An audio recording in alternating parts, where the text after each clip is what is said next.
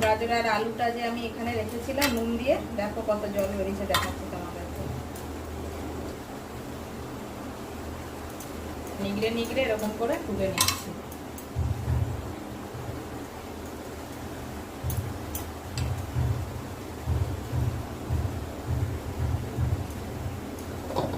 এরকম করে করে শুকনো করে তুলে নিচ্ছি।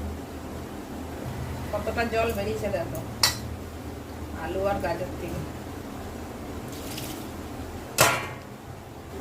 এর মধ্যে কিছু মশলা দেবো এবার, যেটা যে পেঁয়াজ আর কাঁচা লঙ্কা করে কুচিয়ে রেখেছিলাম ওইটা দিয়ে দিলাম।